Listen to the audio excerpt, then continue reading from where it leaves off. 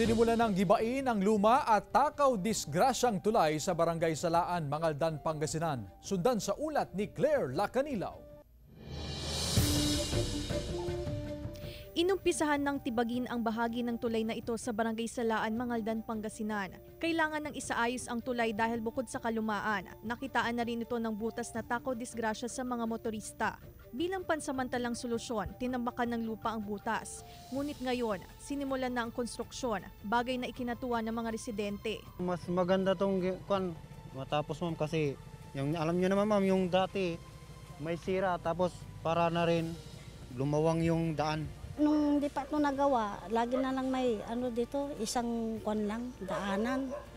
Makakatraffic kung minsan, gano'n. Yun, maigit. Naisipan na nilang ipagawa. Tinibag po yung dating simento dyan kasi sira po yung dating dyan, parang may butas. Laking pasasalamat ng Barangay Council sa halos 6 million pesos na pondong inilaan ng lokal na pamahalaan para sa rehabilitasyon ng tulay. Sa ngayon, pansamantalang isinara ang bahagi ng tulay upang bigyang daan ang konstruksyon. Naglagay rin ng temporary footbridge upang may daanan ang mga residente. Medyo maliit lang ginawa yung footbridge kaya dahan-dahan lang po sa pagdaan. Claire Lacanilaw, 1 North Central Luzon.